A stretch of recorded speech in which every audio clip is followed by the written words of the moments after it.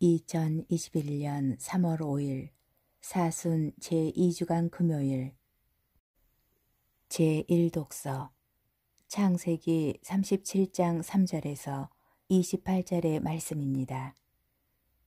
이스라엘은 요셉을 늙음하게 얻었으므로 다른 어느 아들보다 그를 더 사랑하였다. 그래서 그에게 긴 저고리를 지어 입혔다. 그의 형들은 아버지가 어느 형제보다 그를 더 사랑하는 것을 보고 그를 미워하여 그에게 정답게 말을 건넬 수가 없었다. 그의 형들이 아버지의 양떼에게 풀을 뜯기러 스켐 근처로 갔을 때 이스라엘이 요셉에게 말하였다. 내 형들이 스켐 근처에서 양떼에게 풀을 뜯기고 있지 않느냐. 자, 내가 너를 형들에게 보내야겠다. 그래서 요셉은 형들을 뒤따라가 도탄에서 그들을 찾아냈다. 그런데 그의 형들은 멀리서 그를 알아보고 그가 자기들에게 가까이 오기 전에 그를 죽이려는 음모를 꾸몄다. 그들은 서로 말하였다.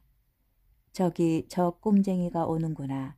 자, 이제 저 녀석을 죽여서 아무 구덩이에나 던져놓고 사나운 짐승이 잡아먹었다고 이야기하자. 그리고 저 녀석의 꿈이 어떻게 되나 보자. 그러나 르우벤은 이 말을 듣고 그들의 손에서 요셉을 살려낼 속셈으로 목숨만은 해치지 말자 하고 말하였다. 르우벤이 그들에게 다시 말하였다. 피만은 흘리지 마라.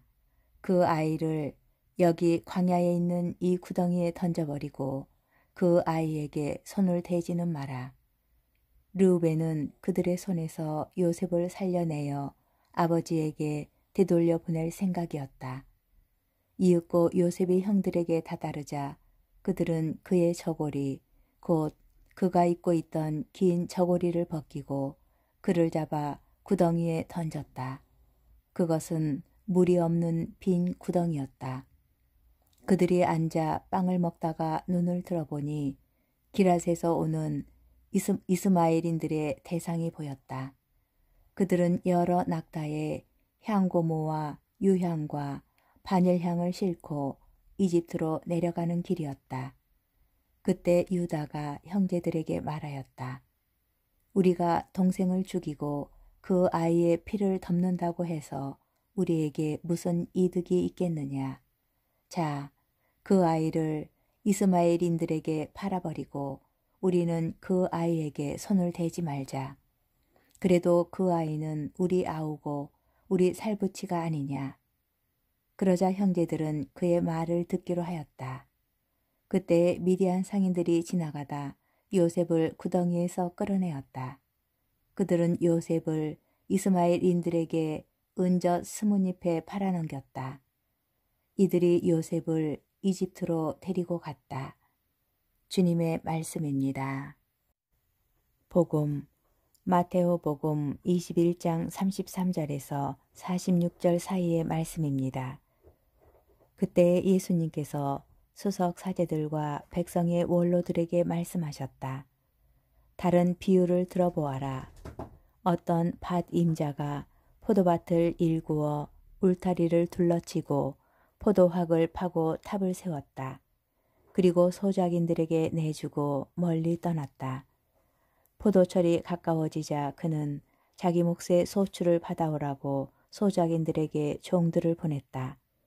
그런데 소작인들은 그들을 붙잡아 하나는 매질하고 하나는 죽이고 하나는 돌을 던져 죽이기까지 하였다. 주인이 다시 처음보다 더 많은 종을 보냈지만 소작인들은 그들에게도 같은 짓을 하였다. 주인은 마침내 내 아들이야 존중해 주겠지 하며 그들에게 아들을 보냈다. 그러나 소작인들은 아들을 보자 저자가 상속자다. 자, 저자를 죽여버리고 우리가 그의 상속 재산을 차지하자 하고 저희끼리 말하면서 그를 붙잡아 포도밭 밖으로 던져 죽여버렸다. 그러니 포도밭 주인이 와서 그 소작인들을 어떻게 하겠느냐. 그렇게 악한 자들은 가차없이 없애버리고 제때의 소출을 바치는 다른 소작인들에게 포도밭을 내줄 것입니다. 하고 그들이 대답하자 예수님께서 그들에게 말씀하셨다. 너희는 성경에서 이 말씀을 읽어본 적이 없느냐? 집 짓는 이들이 내버린 돌, 그 돌이 모퉁이의 머릿돌이 되었네. 이는 주님께서 이루신 일, 우리 눈에 놀랍기만 하네. 그러므로 내가 너희에게 말한다. 하느님께서는 너희에게서 하느님의 나라를 빼앗아 그 소출을 내는 민족에게 주실 것이다. 수석 사제들과 바리사이들은 이 비유들을 듣고서 자기들을 두고 하신 말씀인 것을 알아차리고 그분을 붙잡으려고 하였으나 군중이 두려웠다. 군중이 예수님을 예언자로 여겼기 때문이다. 주님의 말씀입니다. 오늘의 묵상. 처음부터 나의 것이라는 것이 있을까요?